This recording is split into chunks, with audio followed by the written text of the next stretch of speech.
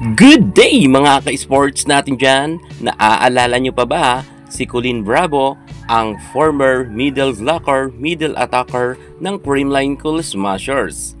Hindi natin maikakaila na si Bravo bago umalis sa Creamline ay talagang malaki rin ang kanyang ginampanan na role para nga sa CCS team, kung saan ay nakilala rin siya ng kanyang kapanahunan. Kung tutuusin ay talagang magaling itong middle blocker, middle attacker. Ngunit sa kabilang banda, ang Creamline ay nilisan niya at nasaan na ba ngayon itong si Colin Bravo?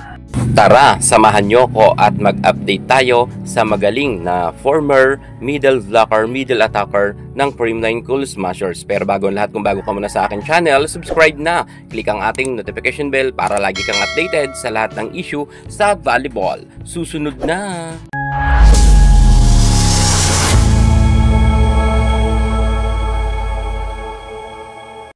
Colin Bravo, isa sa masasabi natin na magaling na middle blocker ng kanyang kapanahunan. Ipinanganak nga siya noong September 7, 1995. Bata pa nga itong si Colin Bravo. Kung tutuusin ay talagang meron naman siyang ibubuga sa loob ng court. Lalo't magaling nga siya na middle blocker. Ang nagustuhan ko nga dito kay Colin Bravo, mabilis nga siyang kumilos. At kita natin na kapadong-kapado niya ang mga set ng kapanahunan nila ni Gia Mazing.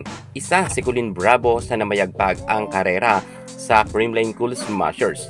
Nanatili nga siya noon ng 2016-2017. Unang pasok niya to sa Creamline Cool Smashers at bago siya umalis ng 2020 ay tumala rin siya ng maraming scores dahil kasama nga siya sa first six lineup. Isa si Colin Bravo sa nagpahirap rin sa ibang team. At talagang masasabi ko na si Colin ay magaling dahil bago siya umalis sa Creamline Cool Smashers, nagkaroon rin siya ng 6 na medal kung saan sa kanyang naging laban noon sa Creamline, nagkaroon siya ng 2 bronze medal, isa sa Reinforced Conference at isa sa All-Filipino Conference. Nagkaroon rin siya ng isang silver medal sa All-Filipino Conference at nagkaroon nga siya ng 3 gold medal sa All-Filipino Conference, 2 gold medal yan at isang gold medal sa Reinforced Conference. Malaki talaga ang inambag ni Colin Bravo sa team ng Creamline Cool Smashers. Isa nga ito sa mga paborito ni Coach Ty Bundit. Madalas niyang ibabad si Colin Bravo dahil nakitaan niya nga ito ng angkin kagalingan. Nag-champion nga sila noon sa Reinforced Conference rin na kung saan ay talagang kasama nga si Colin Bravo sa nasabi nating loaded lineup ng panahon ng Creamline. Kalakasan nila ng 2018 kung saan talagang namayagpag sila hanggang 2023. Pero 2020 nang umalis nga itong si Colin Bravo. Sa pag-alis ni Colin Bravo sa Creamline Cool Smashers, kasabay rin ito na umalis na rin si Coach Ty Bundit at nalipat na nga sa pamumuno kay Coach Sherwin Meneses.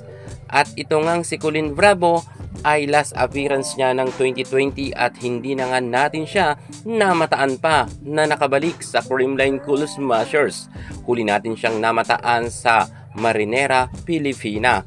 Pero sa kabila nito ay nilisan na nga ni Colin Bravo ng tuluyan ang larangan ng volleyball. Maraming nalungkot na mga fans noon ni Colin Bravo dahil kitang-kita naman raw natin na palaban ito. Mala BDL rin ang tapang ni Colin Bravo ng panahon na yon, kung saan sila nga ang mga original na magkakasama nila Alyssa Valdez. Kung tutuusin sa Creamline Cool Smashers, mangilan-ngilan na lang ang mga players na original na line-up ng panahon na yon dahil karamihan ay nagsi-alisan na rin. Marami nang nagsi-alisan sa Creamline Cool Smashers. Yung mga dating mga old player nila ay wala na nga. Mangilan-ngilan na nga lang sa kanila ang natitira. Alyssa Valdez, Risa Mandapat at si Pau Soriano ang mga original players na matatag na nasa Creamline Cool Smashers pa rin hanggang sa kasalukuyan. Maging itong si Bravo ay talagang hindi na nga natin namamataan. Mukha talagang wala na siyang plano na bumalik pa para maglaro ng volleyball. Ngunit marami talagang nakakamiss kay Colleen Bravo dahil kitang-kita naman natin na talagang mayroon naman sana siyang angking kagalingan at meron siyang ibubuga. Ito nga raw ang mahirap minsan sa isang volleyball player ayon nga kay Abil or kay Judith Abil na kapag wala ka raw manager ay talagang bibihira raw na makabalik ka or may kumuha pa sa'yo dahil lalo na ngayon maraming mga maguhan ng mga pumapasok. Well, masaya naman ngayon itong si Colleen Bravo sa kanyang bagong tinatahak na buhay. Mukhang happy naman siya kahit sa kanyang love life. Pero syempre, marami pa rin mga nasasayangan ng mga Creamline Cool Smashers fans dahil nga noong panahon na nagpaalam nga ito sa Creamline, marami rin nalungkot. Syempre, hindi rin natin maikakailan na marami rin siyang naiambag at tumatak na rin ang kanyang pangalan sa larangan ng volleyball. Kayo mga CCS fans, namimiss nyo rin ba si Colleen Bravo? Kung namimiss nyo, mag-comment na kayo sa baba. At magpahayag na kayo kung gaano nga siya kagaling. Yan muna pinaka-latest natin sa mundo ng volleyball. Thank you so much. God bless.